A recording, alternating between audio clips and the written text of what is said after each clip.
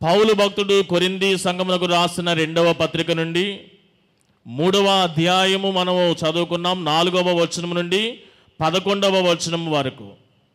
అదే రీతిగా మార్కు సువార్త 7వ అధ్యాయము 31 నుంచి 37 వచనాల లేఖన భాగాన్ని కూడా మనము ఆ సువార్త పాఠ్య భాగముగా చదువుకోవడం జరిగింది. ఈ 2 లేఖన భాగములను ఆధారముగా చేసుకొని నీ జీవితంలో దేవుని యొక్క కార్యం, నీ జీవితంలో దేవుని యొక్క కార్యం. కరోనా ఆ యొక్క సీజన్ మనము 2 దఫాల ఎదుర్కొని మనం దాటుకొని వచ్చాం. ఎన్నో అనుభవాలు కదా.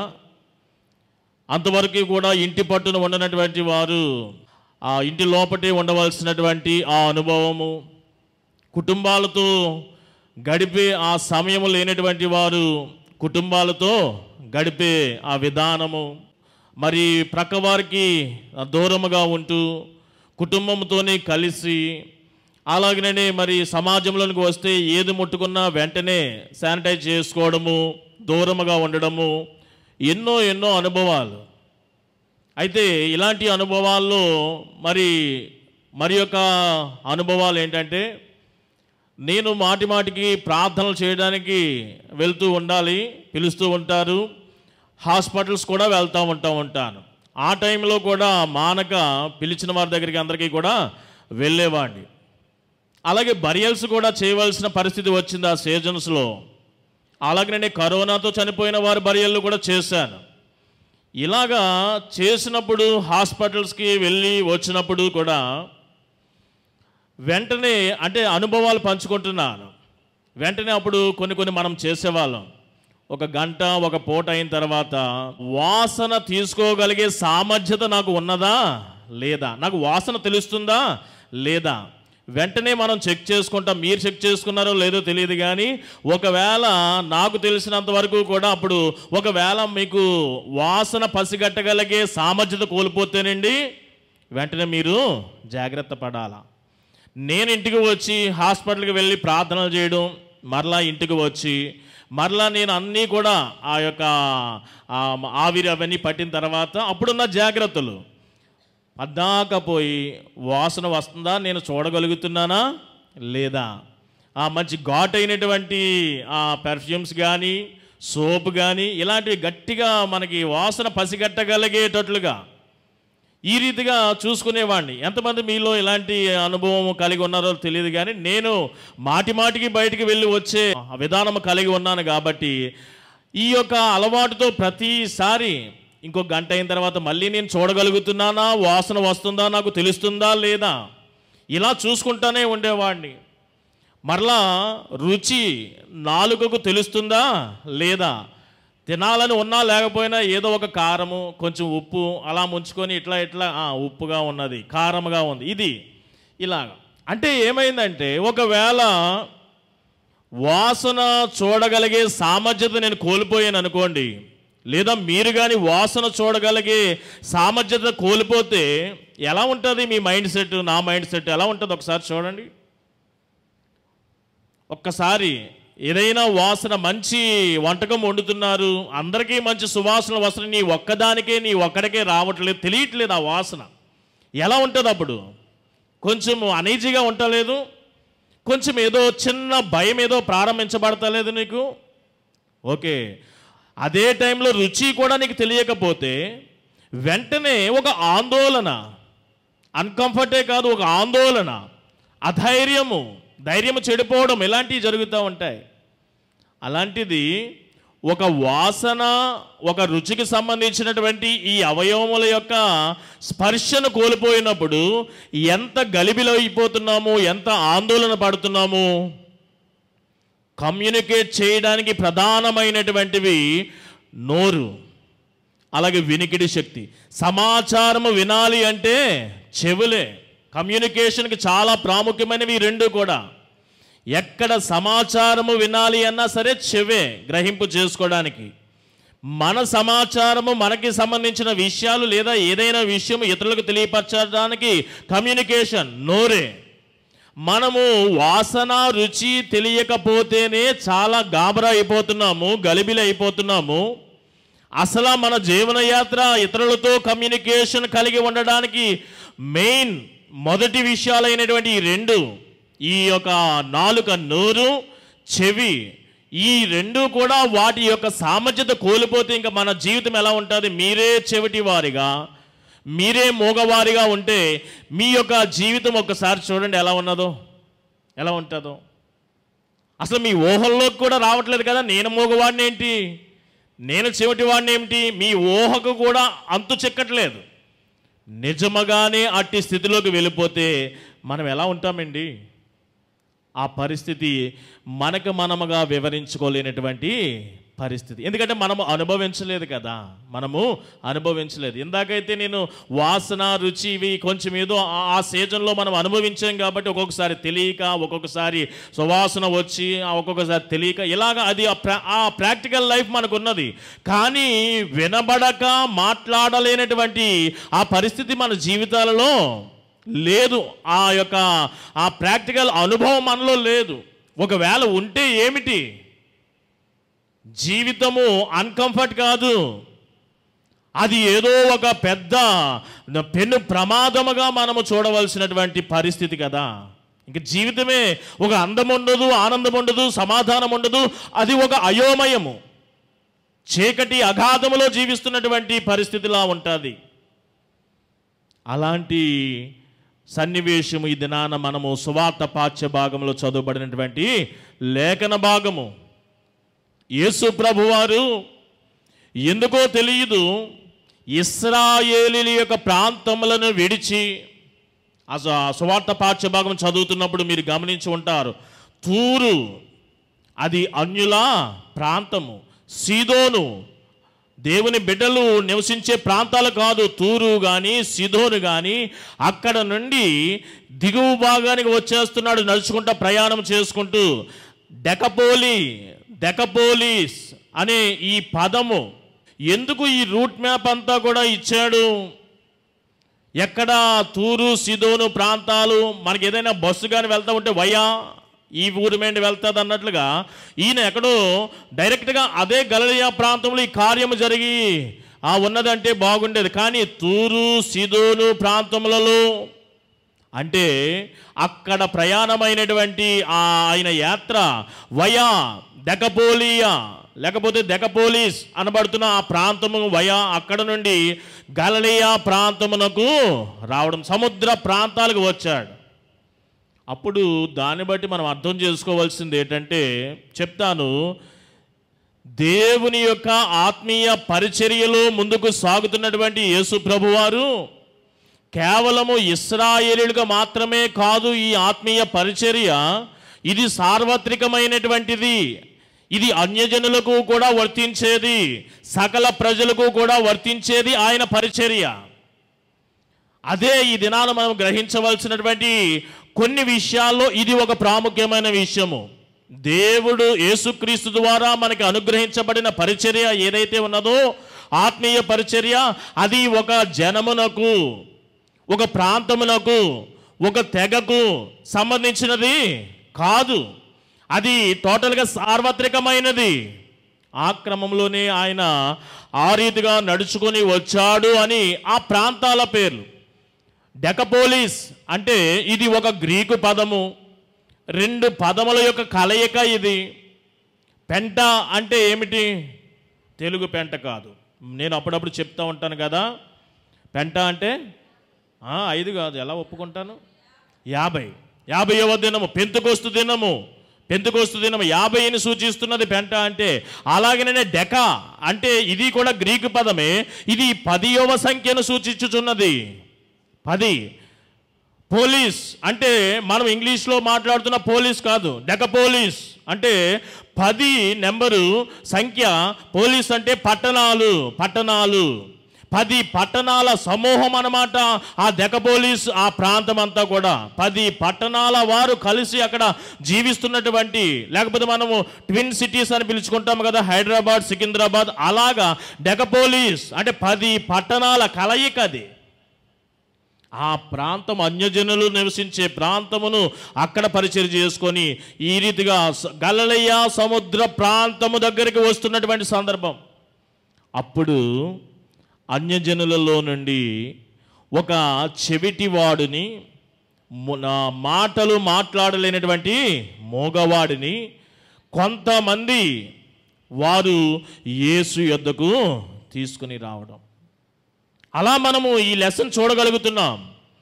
ఇలా చూస్తున్నప్పుడు దేవుని యొక్క కార్యము నీ జీవితంలో, నా జీవితంలో కానీ జరగాలి అంటే, లేదా దేవుని కార్యాలు ఈ సమాజంలో, ఈ సంఘములో, ఈ లోకములో, ఈ ప్రపంచంలో జరగాలి అంటే, అక్కడ ఆ చెవిటివాడిని, ఆ మోగవాడిని తీసుకువచ్చిన వారిని నేను సంఘానికి ప్రతిబింబముగా చూడగలిగాను. సంఘానికి ప్రతిబింబముగా చూడగలిగాను. అక్కడ వారి పోర్షన్ చాలా ప్రాముఖ్యమైనదండి. వారిని మనము ఏదో ఆ ఫ్లోలో చదువుకుంటూ వెళ్ళిపోతాం, కానీ సంఘము యొక్క బాధ్యత అది. దానియేలు గ్రంథము 12వ అధ్యాయము 3వ వచనం ఎవరైనా సహాయము చేయండి. దానియేలు గ్రంథము 12వ అధ్యాయం 3వ వచనం. బుద్ధిమంతులైతే ఆకాశ మండలములోని జ్యోతులను పోలిన వారై ప్రకాశించెదరు, నీతి మార్గమును అనుసరించి నడుచుకున్నట్లు ఎవరు అనేకులను ప్రభువు మార్గమునకు, ప్రభు యొద్దకు నడిపిస్తారో వారు నక్షత్రముల వలె ప్రకాశించెదరు. చాలండి.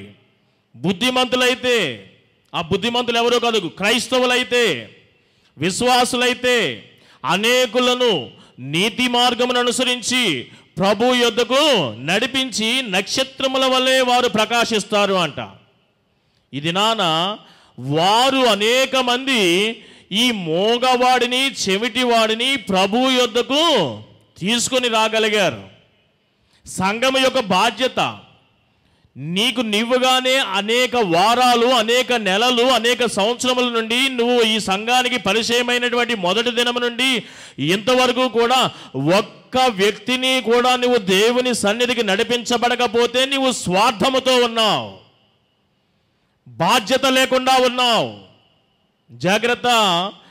నీవు సంఘములో మరి ఒక విశ్వాసిని తీసుకొని రావాలి. సంఘము యొక్క ప్రతిబింబము నాకు అక్కడ కనబడింది. వారు ఒక వ్యక్తిని తీసుకొని వచ్చారు ప్రభు దగ్గరకు. నీవు కూడా ఏదో సమయం అవుతుంది కదా అని చెప్పి నీకు నువ్వుగా ఏదో ఒకసారి 2 సార్లు, కానీ ఒక బాధ్యత ఉన్నది నీకు. యోహాను సువార్త 15వ అధ్యాయము మనకి ద్రాక్షవల్లి ఉపమానము, ఫలించని ప్రతి తీగయు కూడా తీసి పారేస్తే నరికి పారవేయబడును, నరికి పారవేయబడును. అది అగ్నిలో వేయబడి కాల్చబడినదై ఉంటుంది.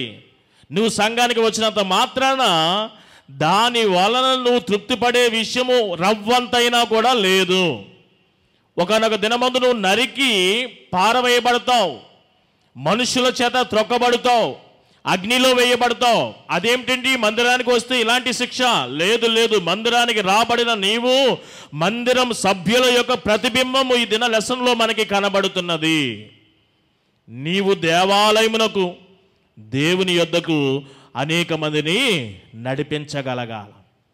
సమాజమునకు వెళ్ళి చూడండి, ఎంతోమంది.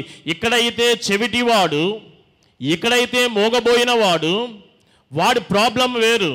సమాజంలో ఎంతోమంది ఎన్నో సమస్యలు, ప్రాబ్లమ్స్తో బాధపడుతున్నారు. రండి, మా దేవుని దగ్గరికి రండి. మా దేవుడు సజీవుడు, మా దేవుడు నమ్మదగినటువంటి దేవుడు. నమ్మిన వారిని సిగ్గుపరిచే దేవుడు కాదు.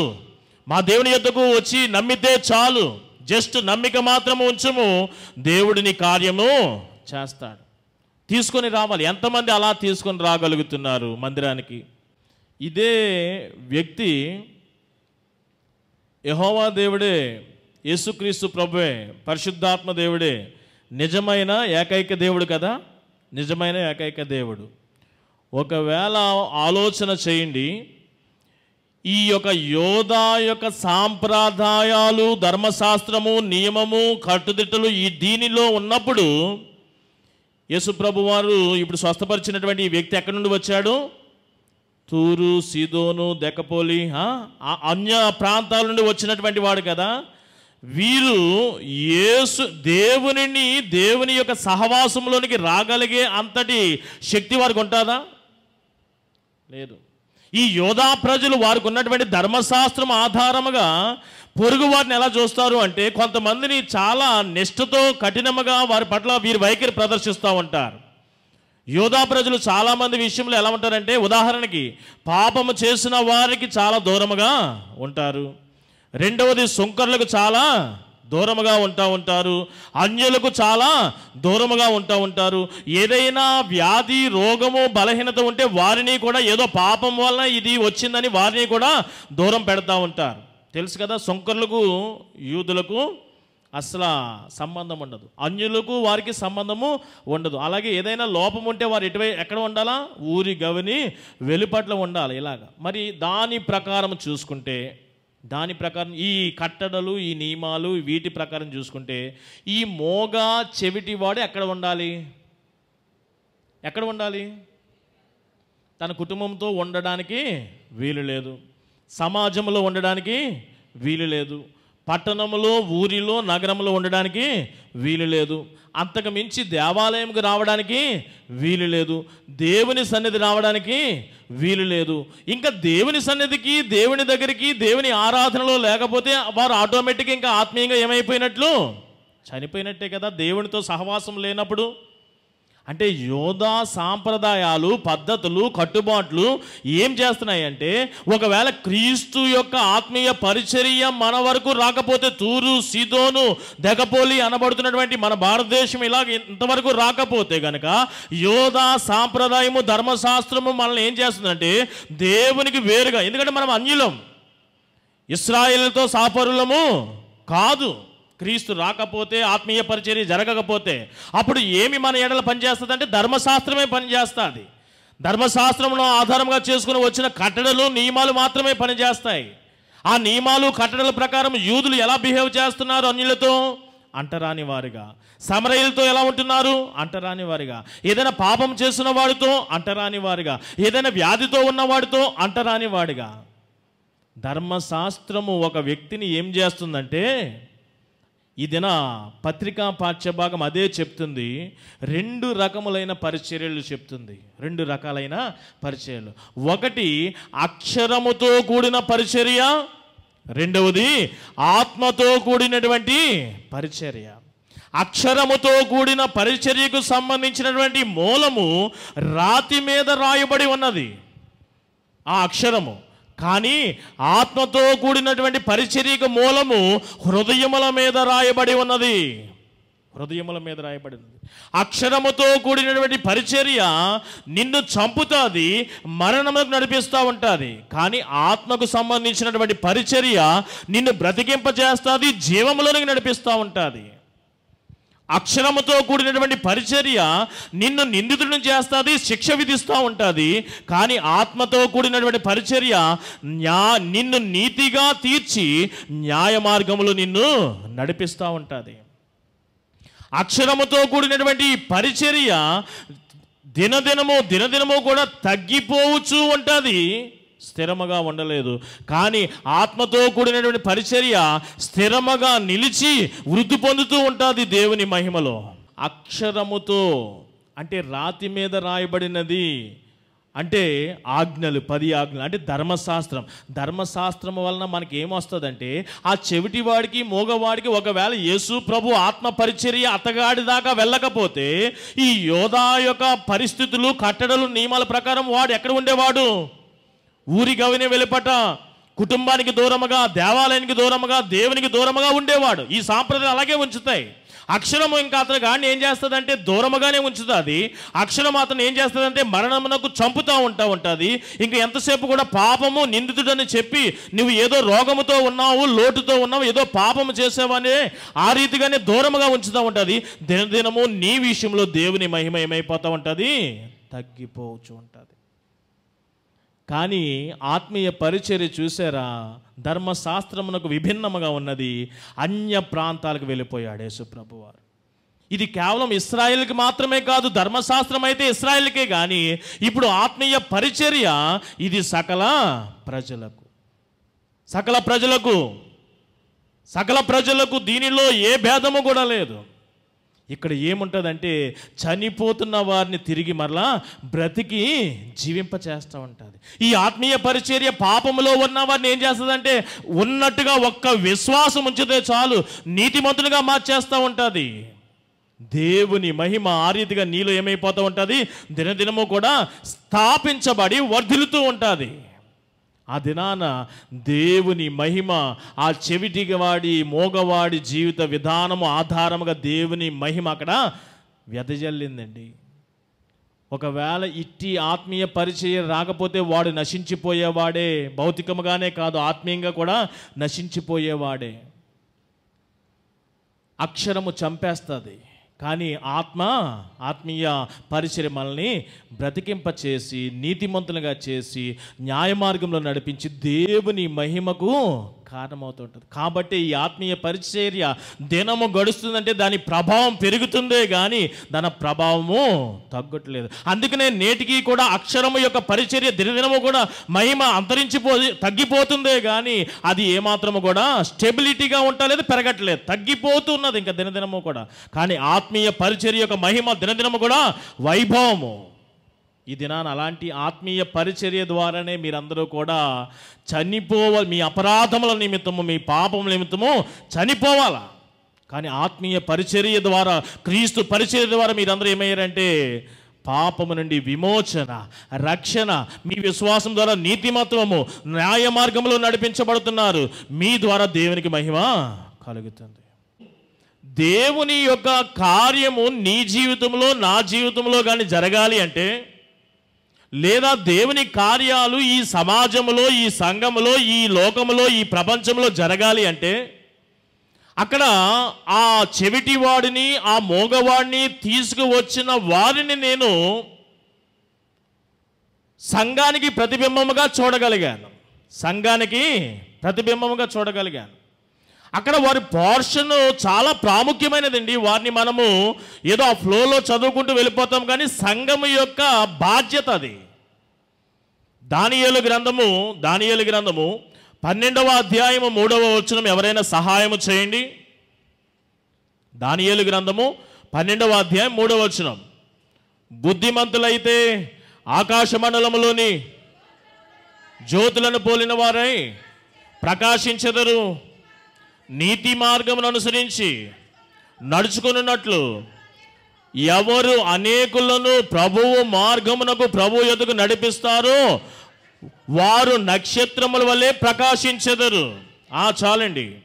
బుద్ధిమంతులైతే, ఆ బుద్ధిమంతులు ఎవరో కాదు, క్రైస్తవులైతే, విశ్వాసులైతే అనేకులను నీతి మార్గమును అనుసరించి ప్రభు యొద్దకు నడిపించి నక్షత్రముల వలె వారు ప్రకాశిస్తారు అంట.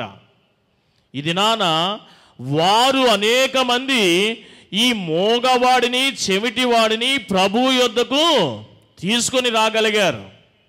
సంఘం యొక్క బాధ్యత, నీకు నీవుగానే అనేక వారాలు, అనేక నెలలు, అనేక సంవత్సరముల నుండి నువ్వు ఈ సంఘానికి పరిచయమైనటువంటి మొదటి దినం నుండి ఇంతవరకు కూడా ఒక్క వ్యక్తిని కూడా నువ్వు దేవుని సన్నిధికి నడిపించబడకపోతే నువ్వు స్వార్థముతో ఉన్నావు, బాధ్యత లేకుండా ఉన్నావు.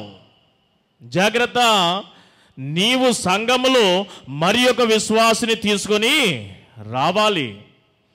సంఘము యొక్క ప్రతిబింబము నాకు అక్కడ కనబడింది. వారు ఒక వ్యక్తిని తీసుకొని వచ్చారు ప్రభు దగ్గరకు. నీవు కూడా ఏదో సమయం అవుతుంది కదా అని చెప్పి నీకు నువ్వుగా ఏదో ఒకసారి 2 సార్లు, కానీ ఒక బాధ్యత ఉన్నది నీకు. యోహాను సువార్త 15వ అధ్యాయము మనకి ద్రాక్షవల్లి ఉపమానము, ఫలించని ప్రతి తీగయు కూడా తీసి పారేస్తే నరికి పారవేయబడును, నరికి పారవేయబడును. అది అగ్నిలో వేయబడి కాల్చబడినదై ఉంటుంది. నువ్వు సంఘానికి వచ్చినంత మాత్రాన దాని వలన నువ్వు తృప్తి పడే విషయము రవ్వంతైనా కూడా లేదు. ఒకనొక దినమందు నువ్వు నరికి పారవేయబడతావు, మనుషుల చేత త్రొక్కబడతావు, అగ్నిలో వేయబడతావు. అదేమిటండి, మందిరానికి వస్తే ఇలాంటి శిక్ష? లేదు లేదు. మందిరానికి రాబడిన నీవు మందిరం సభ్యుల యొక్క ప్రతిబింబము ఈ దిన లెసన్లో మనకి కనబడుతున్నది. నీవు దేవాలయమునకు దేవుని యొద్దకు అనేక మందిని నడిపించగలగాల. సమాజమునకు వెళ్ళి చూడండి, ఎంతోమంది ఇక్కడైతే చెవిటివాడు, ఇక్కడైతే మోగబోయిన వాడి ప్రాబ్లం వేరు. సమాజంలో ఎంతోమంది ఎన్నో సమస్యలు, ప్రాబ్లమ్స్తో బాధపడుతున్నారు. రండి, మా దేవుని దగ్గరికి రండి. మా దేవుడు సజీవుడు, మా దేవుడు నమ్మదగినటువంటి దేవుడు, నమ్మిన వారిని సిగ్గుపరిచే దేవుడు కాదు. మా దేవుని యొద్దకు వచ్చి నమ్మితే చాలు, జస్ట్ నమ్మిక మాత్రము ఉంచుము, దేవుడిని కార్యము చేస్తాడు. తీసుకొని రావాలి. ఎంతమంది అలా తీసుకొని రాగలుగుతున్నారు మందిరానికి? లోకములో మీరు అనేక మంది బాధపడుచున్నవారు, వారి బాధలను తీర్చుకోలేనటువంటి నిస్సహాయ స్థితిలో ఉన్నటువంటి వారు, వారి సమస్యలకు పరిష్కారం లేనటువంటి వారు అనేక మంది సమాజంలో ఉంటుండగా ఎందుకు వారిని ఆ రీతిగానే విడిచిపెడుతున్నావు? నువ్వు ఎలాగో మరి ఒక సహాయము చేయవు కదా. సహాయము చేయగలిగేవాడు ఒకడు ఉన్నాడు కదా, మనం ఆరాధించేవాడు. ఆయన యొద్దకు ఎందుకు నువ్వు నడిపించలేకపోతున్నావు? కారణము నీవే అంతటి బాధ్యతాయుతమైన జీవితము జీవించవు కాబట్టి. నీవే దేవుని మందిరానికి రావు, ముందు నీవే సమయానికి రావు, నీ కుటుంబమే దేవుని సన్నిధిలో గడపదు, ఇంకా నీవు మరి ఒకరిని ఎలాగా తీసుకుని రాగలుగుతావు? ఈ దినాన ఆ పోర్షన్ చదువుతూ ఉంటే ఆ మోగా చెవిటి గల వాడిని కొందరు వ్యక్తులు తీసుకుని రావడము ఎంత ఆ సంఘ ప్రతిబింబము నాకు కనబడిందంటే, ఇది సంఘము కలిగి ఉండాలి ఈ బాధ్యత. ఒక లెంట్ డేస్లో నేను విన్నాను, మన మందిరంలో మన వాళ్ళే చెప్పినట్టున్నారు, ఎవరో మరి వాక్యం ఇస్తే అది నాకు ఎంతో ఆసక్తిగా అనిపించింది. ఎవరికో వదకు తేబడి గొర్రెయో లేకపోతే గొర్రెల కాపరి గురించో టాపిక్ ఇచ్చాను నేనే. అప్పుడు వారిలో ఒకరు చెప్పారు, కాపరి గొర్రెలను ఏం చేస్తాడంట? పేతురుతో చెప్పినటువంటి మాటలు. పేతురు, నా సంఘమును, నా గొర్రెలను మేపు, కాయి, వాటిని మేపు. ఇది ఇంకా కాపరి యొక్క పోర్షన్ ఆ రీతిగా కనబడుతూ ఉంటుంది. హెస్కేలు గ్రంథములో కానీ గాయములు కట్టడము, మేపడము, వాటిని వెతకడము, తీసుకుని రావడం, ఉన్న గొర్రెల యొక్క బాగోగులు, వాటి సంరక్షణ, వాటి పోషణ, ఇది. కానీ మరి ఒక నూతన గొర్రె ఉద్భవించాలి అంటే, చేర్చబడాలి అంటే గొర్రెనే కంటది కానీ కాపరి గొర్రెని కనలేడు కదా అని ఎవరో చెప్పారు ఇక్కడ. అది నాకు గుర్తొచ్చింది. నిజమే కదా. ఈ సంఘములో మరి ఒక విశ్వాసి రావాలి అంటే విశ్వాసులే నడిపించేవారిగా ఉండాలి. బుద్ధిమంతులైతే ఆకాశమండలములను జ్యోతిని పోలిన వారై నీతి మార్గమును అనుసరించి ప్రభు యొద్దకు అనేకులను నడిపిస్తారు. సంఘము మరి యొక్క విశ్వాసిని, ఒక విశ్వాసురాలు మరి యొక్క విశ్వాసిని, ఒక విశ్వాసి మరి యొక్క విశ్వాసిని తీసుకుని వచ్చేవారుగా ఉండాలి. ఇక్కడ చేర్చబడిన వారందరినీ కూడా కాపరి ఇంకా పోషణ, సంరక్షణ, వారి ఆదరణ, వారి కాపుదల, భద్రత ఇవన్నీ చూసుకోవడం. ఇది నాన్న సంఘము బాధ్యతాయుతముగా కాకుండా బాధ్యత రహితముగా ఉంటుందేమో ఈ లెసన్ ఆధారముగా. నీ మట్టుకి నీవు వచ్చినట్లయితే స్వార్థపూరితుడేమో, నీ కుటుంబమే రక్షణ, దేవుని యొక్క ఆశీర్వాదాలు, సమాధానము ఏ ప్రక్కవారికి అందనివ్వా? ఆ మనసు లేదా? ఎందుకు వారి పట్ల ఎందుకు నువ్వు మనసు కేంద్రీకరించలేకపోతున్నావు? ఇది మొదటి విషయముగా నేను మీకు దేవుని కార్యాలు ఇక్కడ సమాజములో, నేటి సంఘములో, మన కుటుంబాలలో జరగాలి అంటే మనము దేవుని దగ్గరికి రావాల్సినదే. కార్యము జరగాలంటే, ఒక నూతన కార్యం మన జీవితంలో జరగాలి అంటే లోకములో ఎక్కడా జరగదు.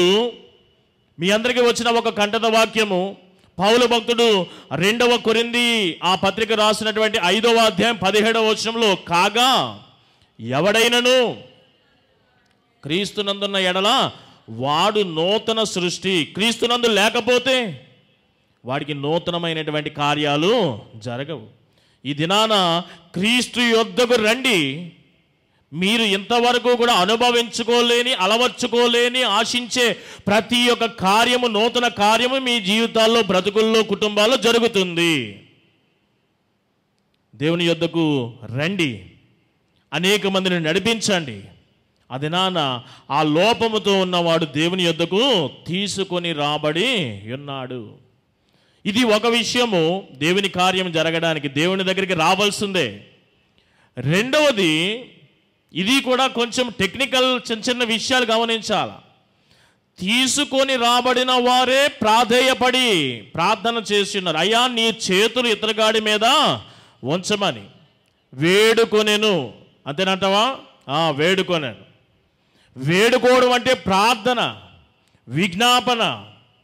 మీరు అంటే కొంతమంది విషయం మీ గురించి మీరు ప్రార్థన చేసుకోండి, ఓకే. మనము మన ప్రక్కవారి జీవితాలు కూడా ప్రభావితము చేయబడడానికి మన ప్రార్థనలు చాలా ప్రాముఖ్యంగా ఉంటున్నాయి. నువ్వేదో చూసి ఏమీ చేయలేను వారి కుటుంబం గురించి, ఆ వ్యక్తి గురించి, ఆ బిడ్డ గురించి అనుకోవద్దు. ప్రార్థన, మన ప్రార్థన, సహవాసపు ప్రార్థన ఏదైనా సరే మార్చేస్తూ ఉంటుంది. ఆ దినాన సంఘముగా నేను ప్రతిబింబించే వారిలో నేను రెండవది చూడగలిగింది ఏంటంటే, వారు యేసుని వేడుకొన్నారు, అయ్యా చేతులుంచి ఇతగాడి మీద ప్రార్థన చేశారు. మీరు కూడా చాలామంది ప్రార్థన చేస్తారు. బహు కొద్ది మందిలో ఈ విషయాన్ని నేను చూడగలుగుతాను. అందరిలో కాదు, అందరూ చాలా మంచి మనసుతో చేస్తారు. వారికి వివాహాలు జరగాలి, గర్భఫలాలు రావాలి, ఆర్థిక పరిస్థితులు, ఆరోగ్యాలు, ఇవన్నీ కూడా బాగా చేస్తారు. సడన్గా నీవు చేసిన సంఘంలో చేయబడినటువంటి మీరు ఇచ్చిన రిక్వెస్ట్ దేవుడు కార్యం చేసేసాడు అనుకోండి, చాలామంది హ్యాపీ. ప్రార్థన రిక్వెస్ట్ ఇక్కడ పెట్టాం, ప్రార్థన చేసాం, సంఘం అంతా కూడా పాస్టర్ గారు దేవుడి కార్యం చేశాడని చెప్పి చాలా ఆనందపడతారు. కొంతమంది అవాక్ అవుతారు. మీరే ప్రార్థన చేయమంటారు, ఆ ప్రార్థన వారి కుటుంబాల్లో వారి జీవితాల్లో ఫలింపు అయిపోతే తట్టుకోలేరు మీరే. అంటే అదేంటో నాకు అర్థమవుతుంది. మరలా అర్థమవుతుందమ్మా?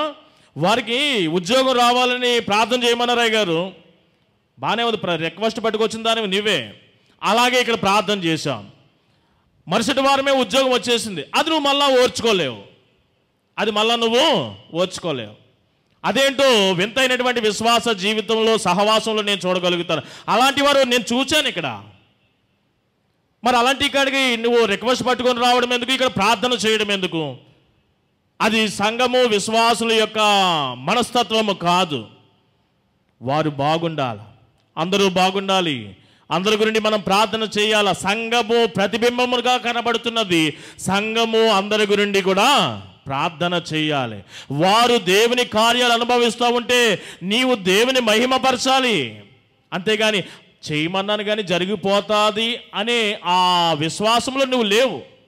ఏదో చెప్పమన్నారు, చెప్పాం, ఈలోగా దేవుడు మహిమ పొందుకోవడానికి కార్యం అయిపోయింది, నీకు ఈర్ష వచ్చేస్తుంది ఈలోగా. అలాంటిది రాకూడదు. దేవుని బిడ్డలకు తట్టుకోలేవు వారికి కార్యాలు జరుగుతూ ఉంటే. ఇక్కడ అలా జరగలేదు. దేవునికి ప్రార్థన చేశారు. దేవుని కార్యాలు జరగాలంటే మొదటిది దేవుని యొద్దకు రావాలి. సంఘము అనేక మందిని దేవుని యొద్దకు నడిపించగలగాలి. దేవుని కార్యాలు అక్కడక్కడ జరుగుతూ ఉంటాయి.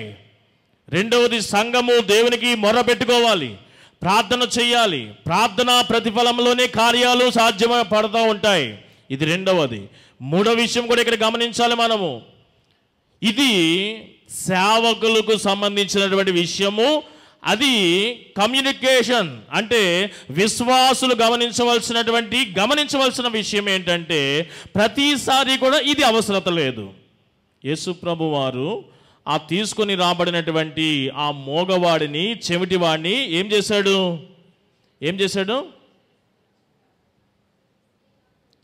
పక్కకు తీసుకొని వెళ్ళిపోయాడు. ఎందుకు యేసు ప్రభు వారు అలా పక్కకు తీసుకొని వెళ్ళిపోయాడు? మరలా వెనక్కి వచ్చి ఆయన పక్కకు తీసుకొని వెళ్ళిపోయాడు. అప్పుడు కొన్ని విషయాలు అక్కడ మనం గమనించాలి. యేసు ప్రభు వారు అద్భుత కార్యాలు, స్వస్థత కార్యాలు, అనేక సూచక్రియలు బహిరంగముగా చాలా చేశాడు. బహిరంగముగా కార్యాలు చాలా చేశాడు. అలాగని అన్నీ బహిరంగముగానే చెయ్యాలి అనేది లేదు. పరిస్థితుల ప్రభావం కొన్నిసార్లు ప్రత్యేకముగా కూడా చెయ్యవలసి అవసరతలు ఉన్నాయి. సంఘం ఇది గమనించాలి. సేవకులు కొన్నిసార్లు బహిరంగముగా ప్రార్థనలు చేస్తారు కొంతమంది విషయము. అలాగని ప్రతి వారి గురించి కూడా బహిరంగముగా చేయవలసిన అవసరతే ఉన్నది అని ఫిక్స్ అయిపోకండి. కొన్నిసార్లు కొన్ని విషయాలు ప్రత్యేకముగానే చెయ్యాలి. అక్కడ యేసుప్రభు వారు ఏం చేస్తున్నాడు అంటే ఆ వ్యక్తి యొక్క లోటుపాటులలో నుండి ఆ వ్యక్తి ఏమాత్రము కూడా నామోషి పడకుండా ఆ స్థితిలో ఆ వ్యక్తిని గౌరవప్రదముగా ఉంచుతున్నాడు.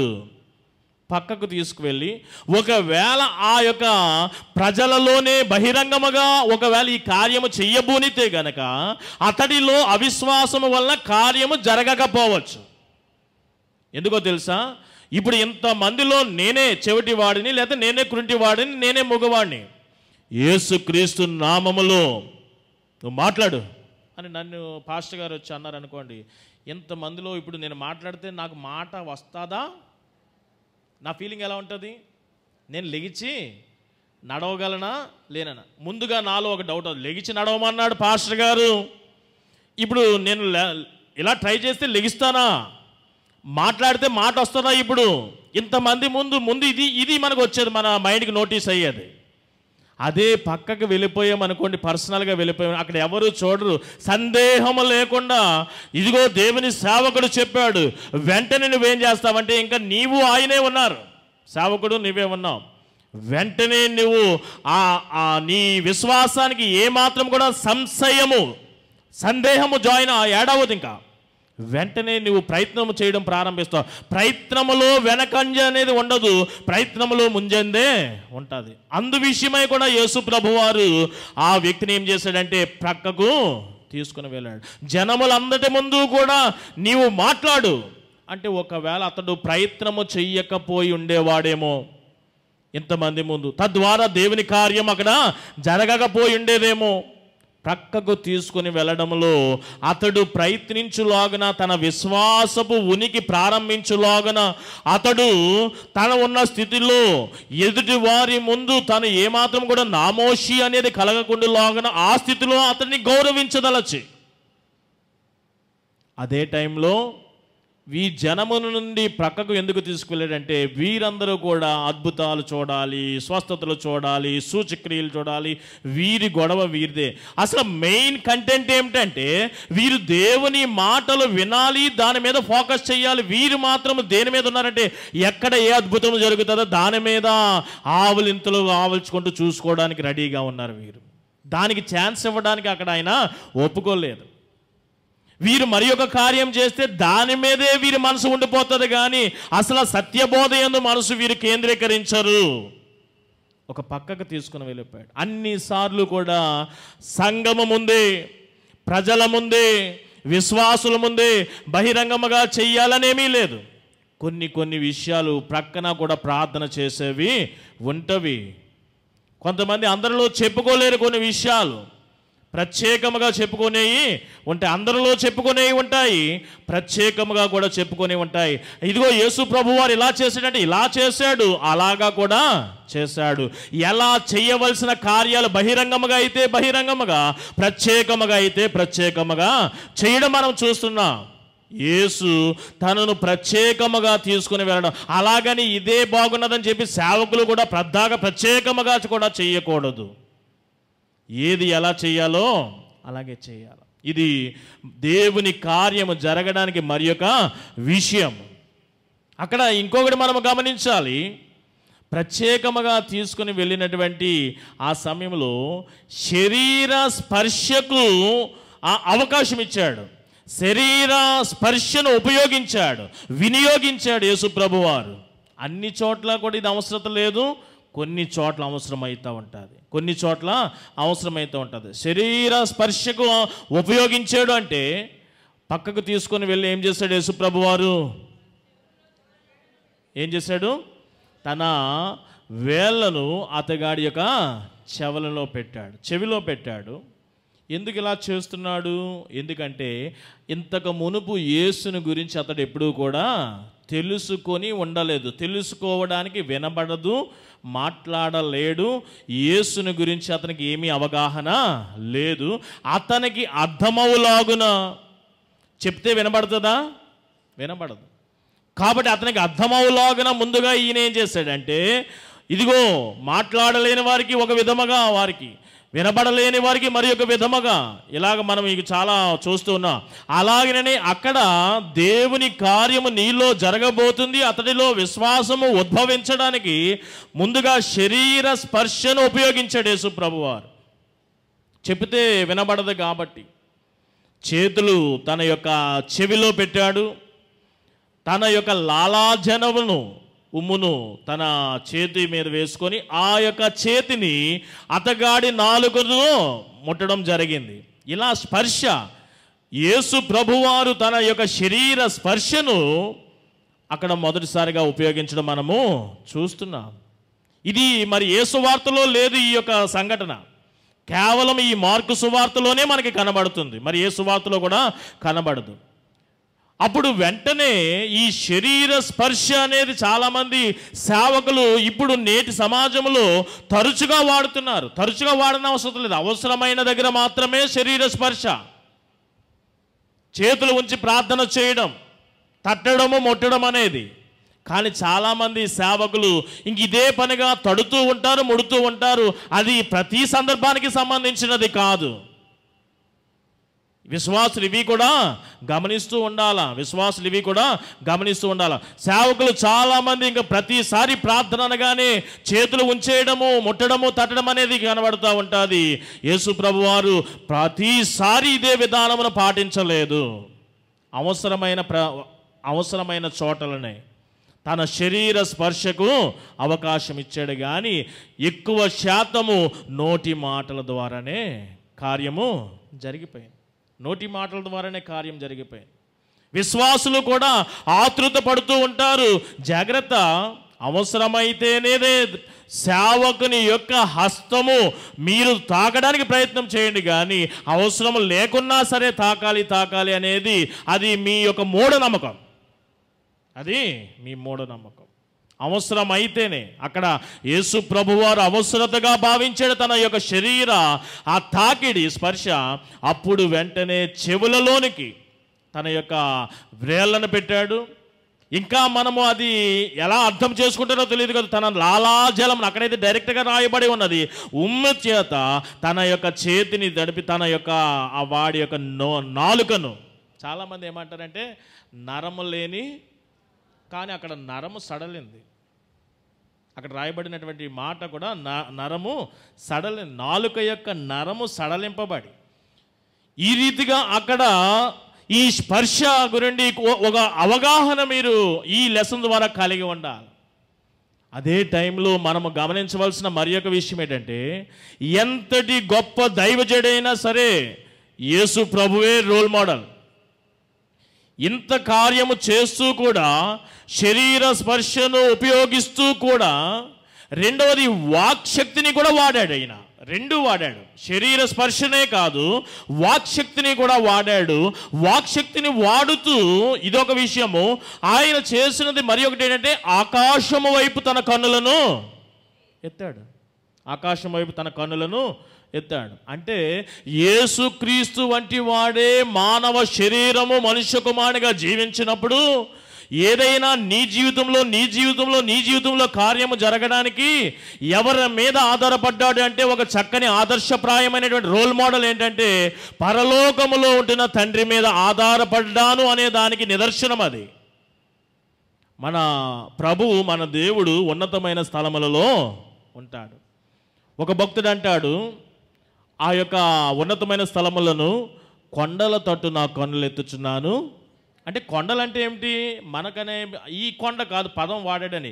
ఆ ఉద్దేశం ఏంటంటే, ఆ భావం ఏంటంటే, మేము ఆరాధించుచున్న ఆ మా ప్రభువు, మా దేవుడు ఉన్నతమైన స్థలములలో ఉంటాడు అని. ఆ రచయిత భావం అది, అర్థం అది. కొండలు అంటే కొండల మీద కూర్చొని ఉంటాడని కాదు, ఉన్నతమైన స్థలములలో. సుంకరి పరిచయుడు ప్రార్థనకు వెళ్ళినప్పుడు సుంకరి ప్రార్థన కూడా ఆకాశము వైపు కన్నులు ఎత్తుటకైనను. అంటే ఆకాశం వైపు అంటే ప్రభువు ఉన్నతమైన స్థలముల్లో ఉంటాడు అని. ఇక్కడ కూడా యేసు వంటి వాడే దైవ కుమారుడు మనుష్య కుమారుడిగా ఈ లోకంలో ఆత్మీయ పరిచర్య చేస్తున్నప్పుడు ఈయన కూడా ఎవరి మీద ఆధారపడ్డాడంటే, పరలోకపు తండ్రి మీద ఆధారపడడం. చాలామంది సేవకులు ఒక ఫేమ్ రాగానే ఇంకా దేవునితో కూడా పని లేదు అన్నట్లుగా వారికి వారే దేవుని సహాయం లేకపోతే కార్యము జరగదు. దేవుని సహాయం లేకపోతే కార్యము జరగదు. ఎంతటి సేవకుడైనా సరే దేవుని మీదే ఆధారపడాలి. దేవుడే కార్యం చేసేది, సేవకుడు కాదు. విశ్వాసులు కూడా కొంతమంది ఈ మధ్యన ఈ లోక జ్ఞానం ఎక్కువైపోతుంది కదా, సేవకులే ప్రార్థన చెయ్యాలా, మాకు మేము ప్రార్థన చేసుకుంటే అవదంటే నిజమే అవుతుంది. మీ యొక్క ఆలోచన కరెక్టే. నీ విశ్వాసమే నిన్ను స్వస్థపరిచేది, నీ విశ్వాసమే. నీ ప్రార్థన కూడా మంచిదే, కాదంటలేదు. కానీ అక్కడ యేసు ప్రభువారు ఇదిగో ఇంతటి విశ్వాసం ఇశ్రాయేలులో ఎక్కడా చూడలేదని, ఆ అధికారి విషయంలో, ఒక స్త్రీ విషయంలో అంతటి విశ్వాసం ఉంటే వాళ్ళ కార్యాలు జరిగిపోవాలి కదా. యేసు ప్రభువే సాక్ష్యం ఇచ్చాడు కదా, ఇంతటి విశ్వాసం నేను ఇశ్రాయేలులో ఎక్కడా కూడా చూడలేదు. మరి అంతటి విశ్వాసం, పరిపూర్ణమైన విశ్వాసం ఉన్నప్పుడు వారి కార్యాలు జరిగిపోవాలి కదా. కాదు, సేవకుని దగ్గర ప్రార్థనకు చాలా ఒక ప్రత్యేకత ఉన్నది. ఆ యాజకత్వం అంతా పాత నిబంధనే అంటే నూతన నిబంధనలో కూడా ప్రత్యేకత ఉన్నది. అపోస్తులు ఈ మిగిలిన వారందరూ కూడా శిష్యులుగా చేయండి, కుమారులుగా కుమార్తెలుగా. అపోస్తుల అభిషేకము వేరు, శిష్యరికము వేరు. శిష్యుడు అపోస్తులుడు ఒకటే ఎలా అయిపోతాడు? యాజకుని యొక్క ఆ అభిషేకము వేరు. ఆ విషయమును విశ్వాసులు ఇప్పుడు నేటి సమాజంలో ఈ లోక జ్ఞానముతో మేము ప్రార్థన చేసుకోండి, మంచి తప్పేమి కాదు, మీ విశ్వాసమే. కానీ యాజకుని యొక్క అభిషేకపు ఆ విధానము వేరు. యేసు దగ్గరికి తీసుకుని వచ్చినప్పుడు యేసు లాంటి వాడు కూడా ఏం చేస్తున్నాడంటే ప్రార్థన మొదలుపెట్టాడు. అది ఆకాశము వైపు తన కన్నులను ఎత్తాడు. అంటే పరలోకపు తండ్రి మీద ఆధారపడకపోతే కార్యం ఏమీ జరగదు. ఎంతటి వాడైనా సరే, అది నీవైనా నేనైనాను సరే, దేవుడే మహిమ పొందుకోవాలి. కార్యం చేసేది కూడా ఎవరు? దేవుడే. కాబట్టి యేసులో అదొకటి నేర్చుకోవాల్సిన మరి ఒక విషయము. వెంటనే ఆయన నిట్టూర్పు విడిచి, ఎందుకు విడిచాడు నిట్టూర్పు విడడం? ఎందుకు? తాను ఇతగాడి విషయమై, ఈ మోగవాడి విషయమై, ఈ చెవిటివాడి విషయమై ఆ పెయిన్ నుండి కన్వర్ట్ చేసే క్రమంలో ఆ పెయిన్ ఏదైతే ఉన్నదో ఆ పెయిన్ నేను రాబోతున్న దినములలో అనుభవించాలి. యేసు ప్రభు వారు యెషయా ప్రవచనం 53వ అధ్యాయంలో చెప్పబడినటువంటి మాట, అతడు పొందిన దెబ్బల చేత మనకి స్వస్థత కలుగుచున్నది. ఇతడికి స్వస్థత కలగడానికి కొద్ది దినములలో నేను శిలువ మరణము సహించాలి. సకల ప్రజల పాప విమోచన క్షమాపణ మాత్రమే కాదు, రోగములను నయంపరచడానికి కూడా శిలువలో ఆయన గాయపరచబడ్డాడు, ప్రాణము పెట్టాడు. ఆ యొక్క వేదనను ఆ సమయంలో అతడు ఫీల్ అయ్యాడు. నిట్టూర్పు ఇతడి గాడి యొక్క విమోచన కొరకు ఆ శిలువలో పొందబోయే మరికొద్ది వారాలలో పొందబోయే ఆ బాధను స్మరణ చేసుకుని నిట్టూర్పు విడిచి, అతడి గాడి పాపము వలన నిట్టూర్పు విడిచాడా? లేదు. పోనీ అక్కడ ఏమైనా బాధపడడానికి ఏమైనా లేదు. ఇతగాడి విమోచన కొరకు, చెముడు నుండి విమోచన కొరకు, ఆ నోటి మాంద్యత లేకపోతే ఆ మోగతనం నుండి విడుదల కొరకు ఇతడు పొందవలసినటువంటి బాధ ముందుగానే తలుచుకొని నిట్టూర్పు విడవడం. వెంటనే ఎఫాతా అని పలకడం. అంటే ఎఫాతా అంటే తెరవబడుట. వెంటనే ఆ యొక్క నోరు తెరవబడింది, వెంటనే ఆ యొక్క చెవులు కూడా తెరవబడ్డాయి. ఇప్పుడు మరలా సంఘపు ప్రతిబింబం మరలా కనబడుతుంది చివర్లో. ఏమిటంటే అక్కడ ఉన్న వారికి యేసు ప్రభు చెప్పాడు ఏమిటంటే, ఎక్కడ కూడా ఇది ప్రాచుర్యం చేయవద్దు, ప్రకటన చేయవద్దు. అంటే ఆయన చెప్పిన కొలది కూడా సంఘము బాధ్యత ఏమిటంటే దేవుని కార్యాలను సమాజానికి చాటి చెప్పాలి. అక్కడ ఆయన ఎందుకు చెప్పొద్దు అన్నాడంటే చాలా రీజన్స్ ఉన్నాయి. యూదుల నుండి వ్యతిరేకత, రోమా ప్రభుత్వం నుండి వ్యతిరేకత, ఈలోగా దేవుని యొక్క ఆత్మీయ పరిచర్య ఆగిపోతుంది అని ఇలాంటి ఆలోచనతో ఆయన వద్దన్నాడే కానీ దేవుని కార్యాలు ప్రకటించవలసిన బాధ్యత మనకి ఉన్నది. సంఘం యొక్క ప్రతిబింబము చర్య అక్కడ మరలా కనబడింది. దేవుని కార్యము ఆ దినాన ఆ రీతిగా జరిగింది. సంఘము ప్రాతినిధ్యం వహించింది. అనేకులు ఆ వ్యక్తిని తీసుకొని వచ్చారు. అనేకులు ఆయన గురించి యేసుకు మొరపెట్టారు. అనేకులు ఆ కార్యము గురించి ప్రాచుర్యం చేశారు. యేసైతే ప్రక్కకు తీసుకుని వెళ్ళాడు. శరీర స్పర్శ ఉపయోగించాడు, వాక్శక్తిని ఉపయోగించాడు. అంత మాత్రమే కాదు, అతగాడి విషయమై మరి నిట్టూర్పు విడిచాడు, దేవుని మీద ఆధారపడ్డాడు. వెనువెంటనే అక్కడ కార్యము జరిగింది. దేవుని కార్యము జరగాలంటే దేవుని సన్నిధికి నువ్వు తోడుకొని రావాలా, నీవు రావాలా, మొర్ర పెట్టాలి, పోయి మరలా సాక్ష్యము చెప్పాలి దేవుని కార్యాల గురించి. దేవుడు నీ జీవితంలో కార్యములు చేశాడు, చేస్తూ ఉన్నాడు, చేయబోతాడు. దేవుని కార్యాలు ఈ రీతిగా జరుగుతూ ఉండాలి. దేవుని మహిమ ఇంకనూ వెదజల్లాలి. దినదినము కూడా దాని యొక్క వృద్ధి రేటు పెరిగిపోతూ ఉండాలి. దానికి సంఘము తీసుకోవాల్సినటువంటి లేకపోతే నడుచుకోవాల్సిన బాధ్యత ఈ రీతిగా ఈ దినము సువార్త పాఠ్యభాగంలో నేర్చుకున్నట్లుగా ఒక బాధ్యతాయుతమైన అనేకులను మనము దేవుని యొద్దకు నడిపించాలి. ఫలించకపోతే ఆ సంఘము కానీ, ఆ కుటుంబము కానీ, ఆ విశ్వాసం కానీ దేవుడు నరికి పక్కన పెడతాడు. సంఘము యొక్క బాధ్యత ఏమిటంటే అనేక మందిని తీసుకుని రావడమే కాదు, వారి గురించి మనము ప్రార్థన చేయాలి, విజ్ఞాపనలు చేస్తూ ఉండాలి. సంఘము యొక్క బాధ్యత ఏమిటంటే ఈ దేవుని కార్యాలు చాటు చెబుతూ ఉండాలి. తద్వారా దేవుని మహిమ అంతకంతకు వెదజల్లుతూ ఉంటుంది. ఆ రీతిగా ఉంటే దేవుని కార్యాలు ఇంకనూ జరుగుతాయి. అలాంటి దేవుని కార్యాలు నీ జీవితంలో, నీ కుటుంబ జీవితంలో, మన సంఘ జీవితంలో, మన సమాజంలో జరగాల. దేవుడు ఇంకనూ మహిమ పొందుకోవాలి. అట్టి కృప పరిశుద్ధాత్మ దేవుడు మన సంఘానికి, మీ కుటుంబాలకు, మీకు దయచేయును గాక. ఆమేన్.